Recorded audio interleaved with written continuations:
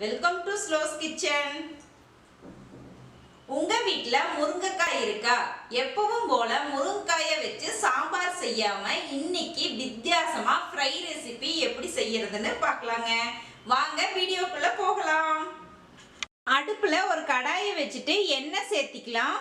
எண்ணெய் காஞ்சதுக்கு அப்புறம் கடுகு 1/4 ஸ்பூன், கடுகு பொரிஞ்சு வந்ததுக்கு அப்புறம் சீரகம் 1/2 ஸ்பூன், கட் பண்ணி வச்சிருக்க சின்ன வெங்காயம் 1 கைப்பிடி அளவு, கொஞ்சமா கருவேப்பிலை, சீக்கிரமா வதங்கறதுக்காக கொஞ்சமா கல்லுப்பு சேர்த்திக்கலாம். வெங்காயத்தை நல்லா வதக்கி எடுத்துக்கலாம்.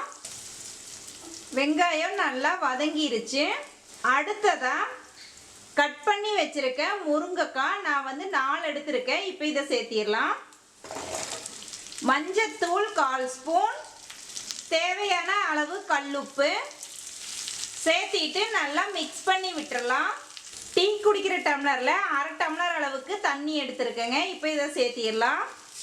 திருப்பியும் ஒரு வாட்டி நல்லா மிக்ஸ் பண்ணி விட்டுட்டு மூடி போட்டு அடுப்பை சிம்மில் வச்சுட்டு நல்லா தண்ணி ட்ரை ஆக வரையில வேக வச்சுக்கலாங்க. அடியில் பிடிக்காம பார்த்துக்கோங்க. இடையில அப்பப்போ ஓப்பன் பண்ணிட்டு நல்லா கிளறி விட்டுக்கோங்க. காய் வெந்துட்டு இருக்கிற டைமில் நம்ம ஒரு சின்ன மிக்ஸி ஜாரை எடுத்துட்டு அதில் காஞ்ச மிளகாய் 10, தோலை உரிச்சிட்டு எடுத்து வச்சிருக்க பூண்டு 10 பல்லு, துருவன தேங்காய் 1 கைப்பிடி அளவு. இதை நல்லா கொரகொரப்பாக அரைச்சி எடுத்துட்டு வந்துடலாம். இந்த மாதிரி அரைச்சி எடுத்தீங்கன்னா போதும். தண்ணியெல்லாம் எதுவும் சேர்த்து அரைக்க வேண்டியது இல்லைங்க. இப்போ அரைச்சதை ஒரு ஓரமாக எடுத்து வச்சுட்டு முருங்கைக்காய் வெந்துருச்சான்னு ஓப்பன் பண்ணி பார்க்கலாங்க. நம்ம சேர்த்தி இருந்த தண்ணி ஃபுல்லாக ட்ரை ஆயிருச்சு.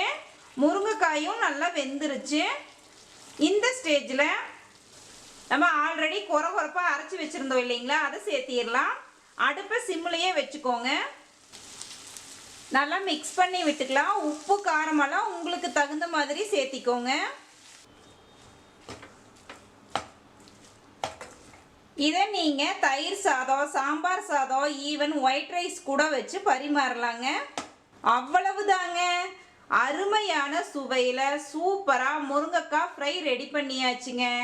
நீங்களும் இந்த வித்தியாசமான ரெசிபியை ஒரு வாட்டி உங்கள் வீட்டு கிச்சனில் மறக்காமல் ட்ரை பண்ணி பாருங்கள் ஃப்ரெண்ட்ஸ்.